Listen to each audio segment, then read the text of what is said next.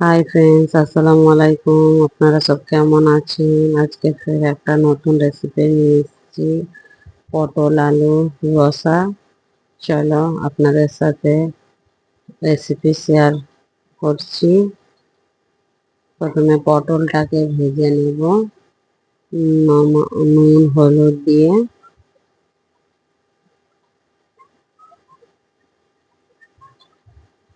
নুন হলুদ টেস্ট অনুসার দিয়ে পটলটাকে ভেজে নেব লাল লাল করে। স্কিপ করে দিলাম, দেখতেই পাচ্ছ কেমন করে ভেজেছি। নাহলে পুরো ভাজা দেখালে ভিডিও লং হয়ে যাবে। তারপরে আলুকে ভেজে নেব করে নুন হলুদ দিয়ে। এই সময় একটা আমি মশলা বানিয়ে নেব পটলের রসার জন্য। সাদা সর্ষে, পোস্ত, আর এইটাকে মগজদানা বলে, কেউ চাল মগজও বলে। তিনটেকে 1 চামচ করে নিয়েছি। একটা কাঁচা লঙ্কা দিয়ে পেস্ট করে নেব। চলো আলুটাকে একবার নেড়ে নিই।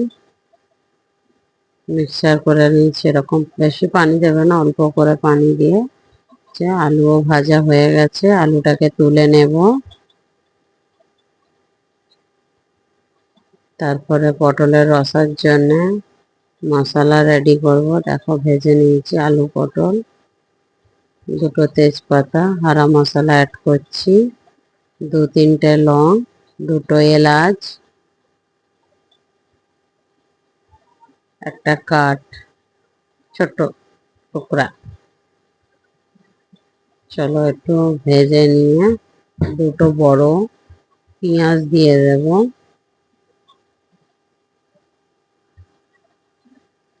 পেঁয়াজটাকে লাল লাল করে ভেজে নেব। ভাজা হয়ে গেছে। 1 টেবিল স্পুন আদরক রসুনের পেস্ট দিয়ে পেস্টটাকে একটু হালকা করে ভেজে নেব।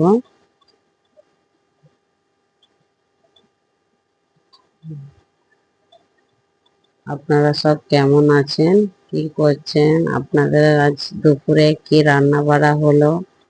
আমাদের আজ দুপুরে রেসিপিটা হচ্ছে, কমেন্ট করে বলো। তারপরে দুটো বড় টমেটো কেটে রেখেছিলাম, টমেটো দুটো মিক্স করে 1 মিনিট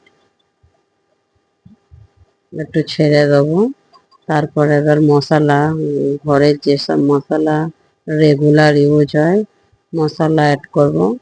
প্রথমে নুন দেব, নুন পটল আলুতে দেওয়া আছে সেই হিসাবে নুন দেবে। 2 টেবিল স্পুন হলদি, কাশ্মীরি লঙ্কার গুঁড়ো 2 টেবিল স্পুন, আর তিখা লঙ্কার গুঁড়ো 1 টেবিল স্পুন। একটু হালকা করে জিরা পাউডার দিয়ে দেব। এই জিরা পাউডারটা ধনে আর জিরে একসাথে মিক্স করা আছে, এটা দিয়ে দিলাম।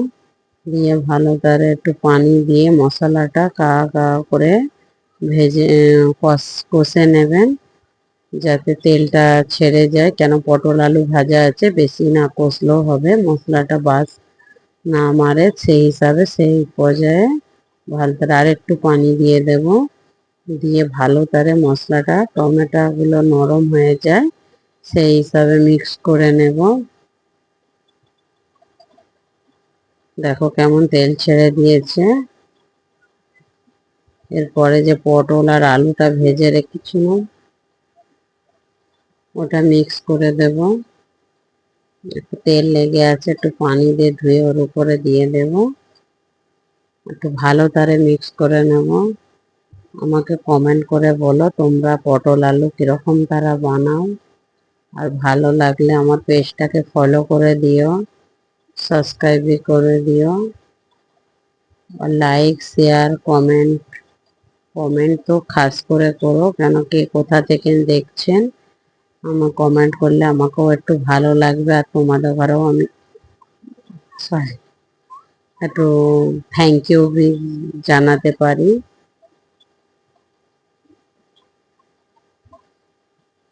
চলো দেখো কষা হয়ে গেছে, এবার পরিমাণ মতো পানিটা দেব, কেন আদা কুক তো হয়ে গেছে পটল আর আলু ভাজার সময়।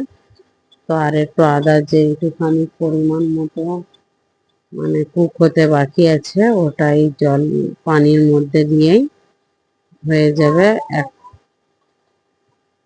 ফোঁটা অবধি আমরা একটু অপেক্ষা করব।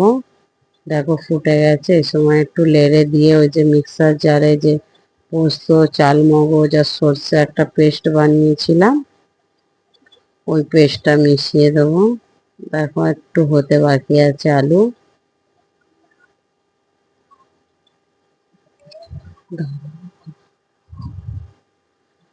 ভালো তারে মশলাটা দিয়ে দেব, একটু পানি লাগিয়ে ভালো তারে ধুয়ে ওর উপরে দিয়ে দেবো।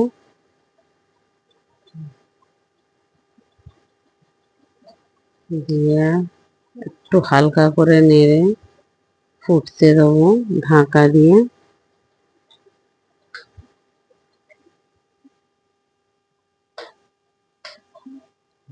দুটো কাঁচা লঙ্কা কেটে রেখেছি, ওটা দিয়ে দেব ফ্লেভারের জন্য।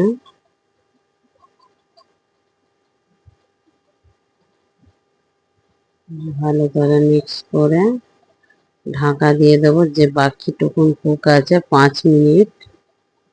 5 মিনিট পর চলো খুলে দেখাচ্ছি কেমন হয়েছে।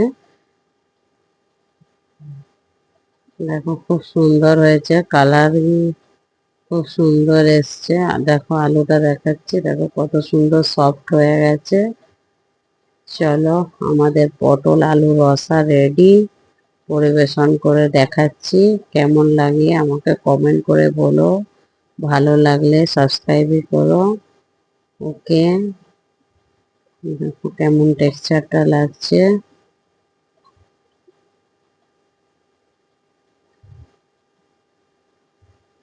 চলো ভাতে গরম গরম ভাতের সাথে পটল আলুর রসা রেসিপি শেয়ার করলাম।